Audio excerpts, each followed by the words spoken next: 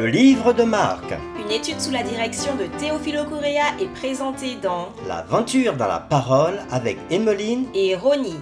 avec la contribution musicale de Robert G. Nous sommes enchantés de vous souhaiter la bienvenue en vous accueillant sur votre chaîne pour les réflexions de cette semaine. Que Jésus-Christ soit notre guide. Que le Saint-Esprit nous instruise et nous rende forts alors que nous nous arrêtons sur ce grand thème tout au long de ce trimestre. Et aujourd'hui commence la série numéro 13 qui va du samedi 21 septembre au vendredi 27 septembre 2024 et qui a pour titre « Le Seigneur est ressuscité ». Les lectures de la semaine concernent les chapitres suivants. Marc chapitre 15, les versets 42 au verset 47. Marc chapitre 16, tout le chapitre. Colossiens chapitre 2, versets 10 à 12. 1 Corinthiens chapitre 15, versets 1 à 8. Daniel chapitre 9, versets 24 à 27. Et Jean chapitre 20, les versets 11 à 18. Le texte à mémoriser de cette semaine que nous vous invitons à dire avec nous se trouve dans Marc chapitre 16, le verset 6. Il leur dit : « Ne vous épouvantez pas. Vous cherchez Jésus de Nazareth, qui a été crucifié. Il est ressuscité. Il n'est point ici. Voici le lieu où on l'avait mis. » Nous vous invitons à le redire avec nous. Marc chapitre 16, le verset 6. Il leur dit : « Ne vous épouvantez pas. Vous cherchez Jésus de Nazareth, qui a été crucifié. Il est ressuscité. Il n'est point ici. Voici le lieu où on l'avait mis. » La crucifixion de Jésus avait porté un coup aux espoirs et à la foi de ses disciples. Ce fut un week-end sombre pour eux, car non seulement ils luttaient avec les nouvelles de la mort de leur maître, mais ils craignaient aussi pour leur propre vie. C'est ce que nous dit Jean dans Jean chapitre 20, verset 19. Dans Marc chapitre 16, le dernier chapitre de son évangile, nous examinerons ce qui avait suivi la mort de Jésus.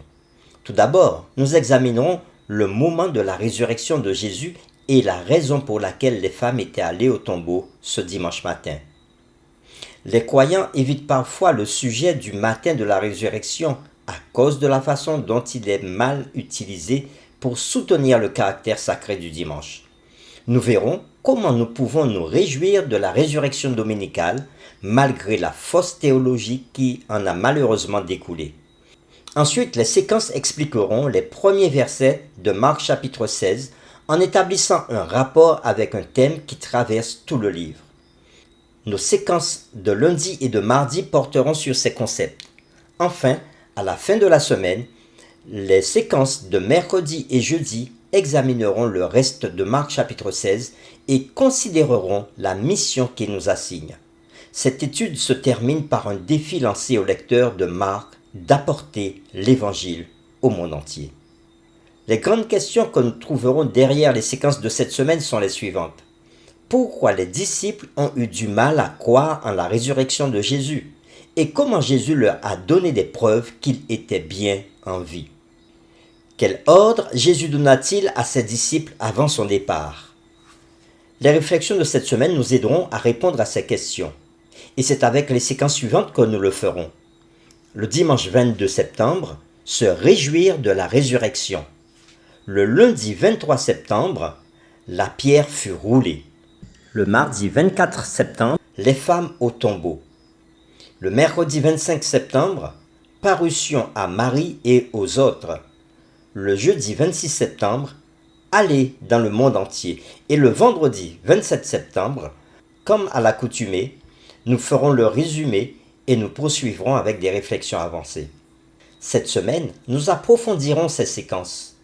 Que Dieu nous éclaire alors que nous partagerons l'étude de cette nouvelle semaine. Que cette étude renforce notre amour pour Dieu et son Fils Jésus-Christ. Nous vous invitons à prier avec nous.